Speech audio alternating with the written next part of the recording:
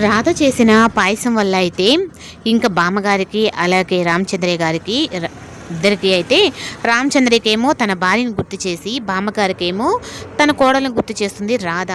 ఇంకా పాయసం అంతా బాగుంది, అందరూ తిన్నారు అని చెప్పనని ఇంకా చాలా సంతోషపడుతుంది సునంద.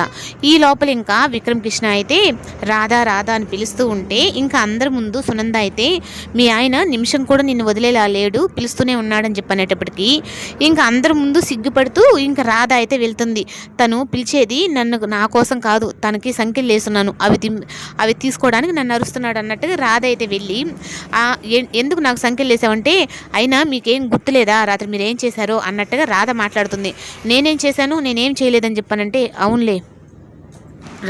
రాధా విక్రమ్ మధ్య అయితే ఇంకా చిన్నపాటి గొడవే జరుగుతుంది. ఆ గొడవ ఎలా ఉంటుంది అంటే ఇంకా అందరూ నవ్వుకునే విధంగా ఉంటుంది.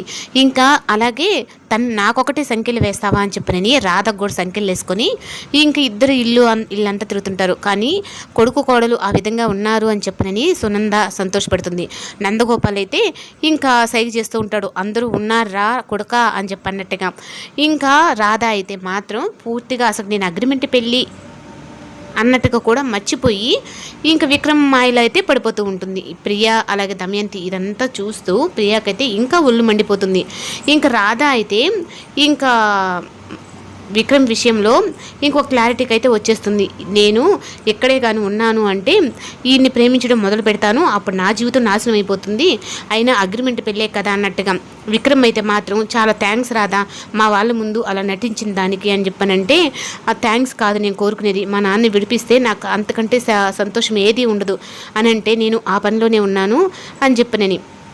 ఇంకా దమయంతి అయితే ఏంటి అత్తయ్య గారు ఇదంతా, ఇది ఇల్లు అనుకుంటున్నారా, పెళ్ళి కావాల్సిన ఇద్దరు ఆడపిల్లలు ఉన్నారు, అయినా వీళ్ళ సరసాలు ఏదైనా ఉంటే ఇంట్లో చూసుకోవాలి కానీ ఇక్కడేంటి ఇలా అని చెప్పనంటే ఇంకా రామచంద్రయ్య అయితే ఇంకా వీళ్ళకి చెప్పి నా నోరే విసుగొస్తుంది, అయినా వీళ్ళలో మార్పు రావట్లేదు, అయినా మీ ఇద్దరు బెడ్రూమ్లో చూసుకోవాల్సిన విషయాలు ఇక్కడ నలుగురిలోకి వచ్చి ఏందిరా అంటే మేమే అంత తప్పు చేయలేదు మావయ్య అంటే నిన్ను మావయ్య అని నేను అసలు పిలవద్దు అన్నాను కదా, ఎందుకు పిలుస్తున్నావు పదే పదే, నాకు ఇష్టం లేని నీ పిలుపు నాకు ఇష్టం లేదు ఇప్పుడు అన్నట్టుగా తనైతే చెప్తాడు.